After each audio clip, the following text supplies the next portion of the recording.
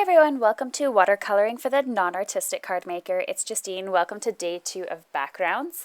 There are 3 videos available today, so be sure to check out my blog in the description below to make sure that you don't miss out on one of those videos for today. Also, if you'd like to see more free classes such as this watercolor class, make sure you hit the share button at the bottom and share it with your friends. I decided that these classes are so much work that if I'm not getting a little more engagement than my usual videos, then I probably won't continue doing them. So be sure to hit that share button so we can get some more views. So let's take a look at today's card. It says, "Wishing you Valentine's Day hugs." Absolutely adorable. And we're going to look at the technique today with watercoloring. And this is embossing with watercoloring. This is one of my probably most used and frequently used techniques when it comes to watercoloring because it's really quick and easy. And again, it's for the non-artistic card maker, so it's not meant to be anything sort of artistic or that you have to be really good at painting. So I'm going to grab my watercolor panel, measures 4 by 5¼ inches. I just put my embossing bag over it so no static is going to be on there, and I am stamping it down, or holding it down onto my stamp rather, that is covered in Versamark ink, because I'm going to be white embossing these flowers. You can see the shine on my cardstock right now, but I am going to need to cover those roses on the card panel with some white embossing powder, and we're going to get to embossing this card in just a second. Just a reminder that there are PDF downloads for all of the cards I'm making for this watercolor background or this watercolor class available on my blog, so check out by clicking on the link below, and you can download those for free and add them to your reference binder if you'd like to print them out, or you can add them to computer and save them there.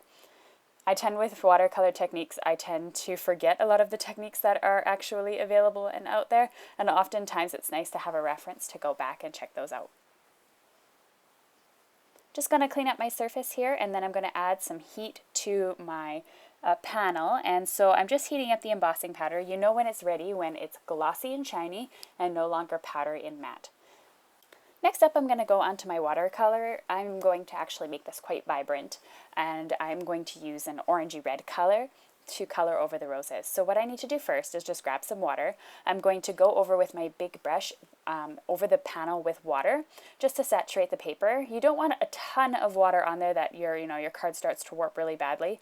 It depends on the thickness of your cardstock whether it's going to warp really badly or not, and it also depends on how much water.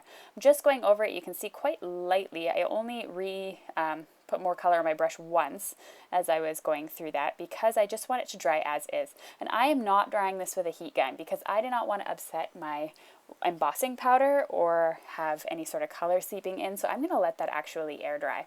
And the reason why I let air dry, it creates those dark areas and light areas and all kinds of stuff. It depends where the water was pulling up, and I really like that character that it adds to the card.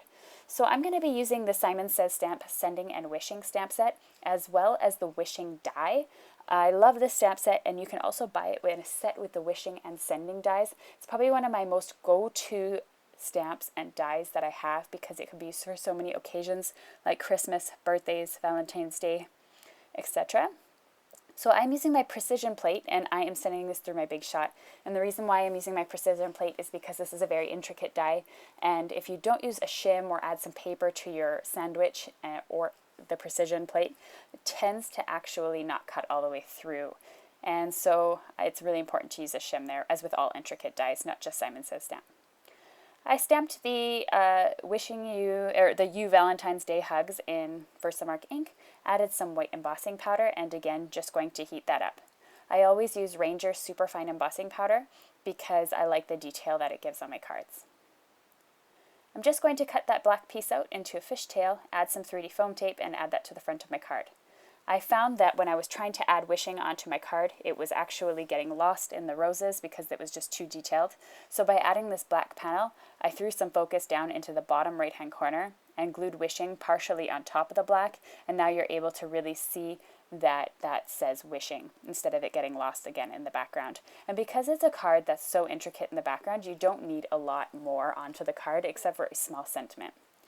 I'm going to add this to my card base. It measures 11 by 4¼ inches, scored in the middle at 5½ inches, and I am going to add the front panel onto my card base, and then it's going to have a nice white border around the card panel that we just created, and it's going to just pull in those roses even more.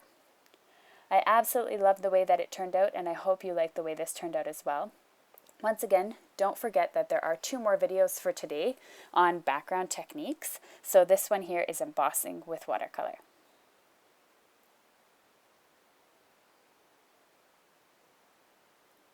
All the supplies used are linked to below in the video description or on my blog.